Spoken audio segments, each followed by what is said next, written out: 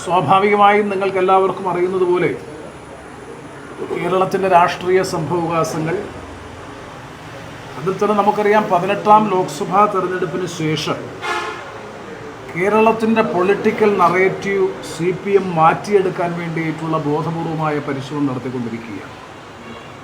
18ാം ലോക്സഭാ തെരഞ്ഞെടുപ്പിൽ ന്യൂനപക്ഷ സമൂഹത്തിൻ്റെ അപ്പോസ്തലന്മാരായി വലിയ തോതിലുള്ള അപ്പീസ്മെൻ്റ് നടത്തി ലോക്സഭാ തെരഞ്ഞെടുപ്പിന് ശേഷമുള്ള അവരുടെ പൊളിറ്റിക്കൽ നറേറ്റീവ് ഭൂരിപക്ഷ വർഗീയതയെ പ്രീണിപ്പിക്കുക എന്ന ഒരു പൊളിറ്റിക്കൽ നറേറ്റീവിലേക്കാണിപ്പോൾ CPM പോയിക്കൊണ്ടിരിക്കുന്നത്. അതിൻ്റെ ഭാഗമായി തന്നെയാണ് ഉണ്ടായിക്കൊണ്ടിരിക്കുന്ന ഏറ്റവും ഒടുവിലത്തെ പൊളിറ്റിക്കൽ ഡെവലപ്മെൻറ്റ്സ് ഓരോന്നും പരിശോധിച്ചാൽ ഭൂരിപക്ഷ വർഗീയതയെ പ്രീണിപ്പിച്ചുകൊണ്ട് അധികാരത്തിൽ തുടർന്ന് അധികാരം നിലനിർത്താൻ വേണ്ടിയിട്ടുള്ള നീക്കത്തിൻ്റെ ഭാഗം തന്നെയാണ്. ഏറ്റവും ഒടുവിൽ ഒരു പ്രസക്തവുമല്ലാത്തൊരു വിഷയത്തെ സംബന്ധിച്ച് ജയരാജൻ നടത്തിയിട്ടുള്ള പ്രതികരണം മാത്രം പരിശോധിച്ചാൽ കേരളത്തിലിപ്പോൾ അത്ര സജീവമായിട്ടുള്ളൊരു ചർച്ചാ വിഷയം പോലും അല്ലാത്തതാണ് IS-മായി ബന്ധപ്പെട്ട വിഷയം.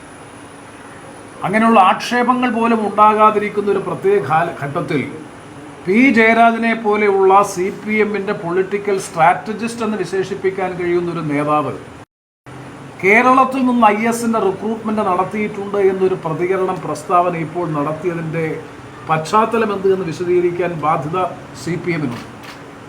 അപ്പോൾ വർഗീയമായ ധ്രുവീകരണം കേരളത്തിൽ വളർത്തിക്കൊണ്ടുവരാനുള്ള ബോധപൂർവമായ ഉദ്ദേശത്തിൻ്റെ ഭാഗമായിട്ട് മാത്രമേ അതിനെ വിലയിരുത്താൻ കഴിയൂ.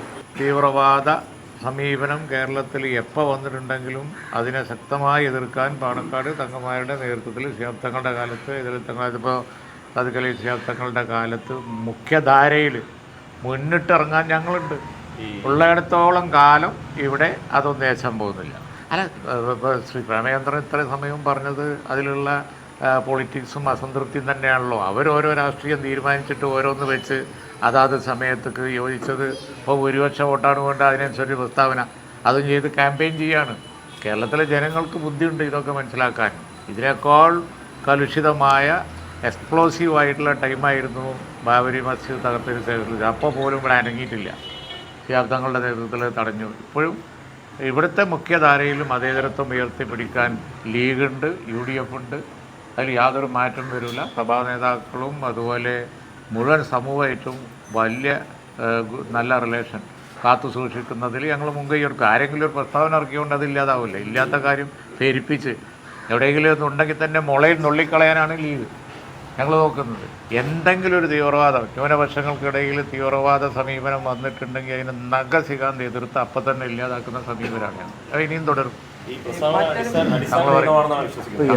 IS എന്ന് പറയുന്നത് തന്നെ ആഗോള തലത്തിൽ തന്നെ അത് ഇല്ലാതായിക്കൊണ്ടിരിക്കുകയാണ്. പ്രത്യേകിച്ച് അറബ് രാജ്യങ്ങളും മറ്റൊക്കെ ഉറച്ച തീവ്രവാദത്തിനെതിരെ നിലനിൽക്കുന്ന നയങ്ങളാണ് അവിടെയുള്ളത്. അപ്പോൾ IS-ൻ്റെ നിലനിൽപ്പ് തന്നെ ഇപ്പോൾ ലോകത്തില്ല. അപ്പം അങ്ങനത്തെ ഒരു സാഹചര്യത്തിൽ വീണ്ടും ഒതുക്കപ്പെട്ടിട്ടുണ്ട് എന്ന് പറയുന്നത് അതിൻ്റെ പിന്നിലുള്ള രാഷ്ട്രീയം എന്താണെന്ന് മനസ്സിലാക്കാൻ നമുക്ക് പറ്റും. പക്ഷേ കേരളത്തിലൊന്നും അത് മുതലാകാൻ പോകുന്നില്ല. കേരളത്തിലെ ജനങ്ങളൊക്കെ വ്യക്തമായി മനസ്സിലാക്കാൻ പറ്റും. അതേതരത്തിൽ ജനാധിപത്യ മൂല്യങ്ങളിൽ വിശ്വസിക്കുന്നവരാണ് കേരളത്തിലെ ഭൂരിപക്ഷം സമൂഹം. കഴിഞ്ഞ ഈ തെരഞ്ഞെടുപ്പിൽ നമ്മൾ തെളിയിച്ചു കൊടുത്തിട്ടുള്ളതുമാണ്. അപ്പോൾ അത് ഞങ്ങൾ ഈ തെരഞ്ഞെടുപ്പിൽ LDF-നെ സഹായിച്ചത് ഈ മുസ്ലിം പ്രീണനമാണ് എന്നുള്ളത് അവരുടെ പാർട്ടി തന്നെ അല്ലെങ്കിൽ ലെഫ്റ്റ് തന്നെ ചർച്ച ചെയ്തൊരു കാര്യമാണ്. അതിൽ നിന്ന് മോചനം നേടാനുള്ള ഒരു കുറുക്കോഴിയായിട്ടാണ് അപ്പോൾ നേരത്തെ പ്രേമേന്ദ്രൻ പറഞ്ഞതുപോലെ ഇത് ഉപയോഗിക്കുന്നത്. അങ്ങനെ ഇത് ഉപയോഗിക്കാമോ? അതെ, നഷ്ടപ്പെട്ട വോട്ടുകൾ വീണ്ടെടുക്കാൻ എന്താണോ ഇനി വല്ല പിടിവള്ളിയും കിട്ടുമോ എന്നവർ അന്വേഷിച്ചുകൊണ്ടിരിക്കുകയാണ്. അപ്പോൾ അതിപ്പോൾ IS-ന് പിടിവള്ളി പിടിച്ചു നോക്കുകയാണ്. പക്ഷെ അതൊന്നും ഇവിടെ നടപ്പാൻ പോകുന്നില്ല, ഏശാൻ പോകുന്നില്ല. തീർച്ചയായിട്ടും ഒരു കണക്കുകളുടെ അടിസ്ഥാനത്തിൽ ആർക്കും തെളിയിക്കാൻ പറ്റിയിട്ടില്ല. വെറുതെ പിന്നെ പ്രസ്ഥാനം നടത്താന്നല്ലാതെ ഒറ്റപ്പെട്ടുണ്ടായിരിക്കാം. പക്ഷെ അതിന് ജനറലൈസ് ചെയ്തുകൊണ്ട് ഒരു സമുദായം മുഴുവനും IS-ൻ്റെ പിന്നിലാണ് എന്നൊക്കെ പറയുന്നത് അത് ഒരിക്കലും തന്നെ ഒരു പുരോഗമന രാഷ്ട്രീയ പ്രസ്ഥാനത്തെ സംബന്ധിച്ചിടത്തോളം ഒരിക്കലും അവരുടെ നിലപാടുകൾക്ക് യോജിക്കുന്നതല്ല.